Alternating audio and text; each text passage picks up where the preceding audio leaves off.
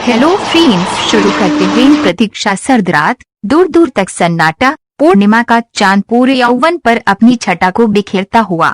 छम छम की मधुर आवाज ने सन्नाटे को कुछ देर के लिए भंग कर दिया। सुना कच्चा रास्ता उसके आने से कुछ क्षणों के लिए अपनी नीरवता को खो बैठा। उसका लंबा छरहरा बदन जो दुल्हन के लिबास में लिपटा हुआ था, सर्द चांदनी में नहा उठा। उसके अलसाए कदम धीरे धीरे आगे बढ़ चले। उसके गले में बड़ा स्वर्णहार, हंसुली, स्वर्ण बाजूबंद, स्वर्ण कंगन, स्वर्ण करधनी, माथे का टीका शीतल चांदनी में दमक रहे थे। उसके कदम एक क्षण के लिए थम गए और कच्चा रास्ता छोड़कर संकरी सी पगडंडी पर चल पड़े।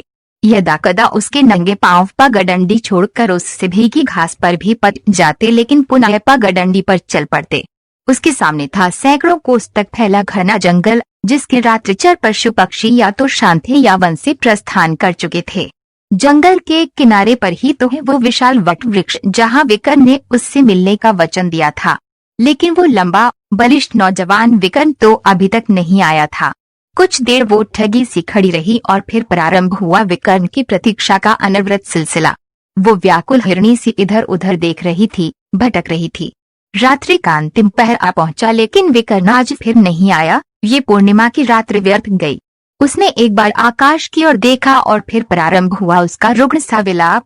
उसने एक कर अपने आभूषण उतारकर धरा पर फेंक दिए। उसका बनाव श्रृंगार बिगड़ चुका था, उसके केश बिखर चुके थे। उसका विलाप चारों दिशाओं में गूंज रहा था।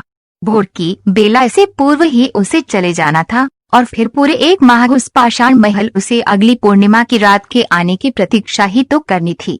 आखिर पूर्णिमा की रात्रि को मिलने का वचन दिया था उस सजीले नौजवान विकर्ण ने। उस पूर्णिमा की रात अपनी शादी के मंडप से उठकर उस निर्मोही विकर्ण से मिलने चली आई थी। वो निष्ठुर उस पूर्णिमा की रात उसके आगोश में रहा था। प्रेमालाप और प्रत्येक पूर्णिमा मिलन के वचन लिए और दिए गए थे। भोर होने से पूर्व ही उसने जो विषयुक्त पेय स्वयं पिया था और विकर्ण को भी पीने को दिया था, उसका प्रभाव दिखने लगा था।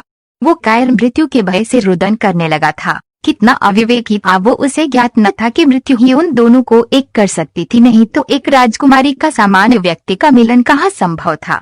लेकिन वो निर्मोही तो भोर होने से पूर्व ही चिर निद्रा में सो गया था और उसे वो चिर निद्रा कुछ देर से आई थी। समय के उस चक्र में ही वो कहीं खो गया था, लेकिन कभी न कभी पूर्णिमा की किसी रात वो उसे मिलेगा जरूर। उसकी सदियों की प्रतीक्षा का कभी तो अंत होगा।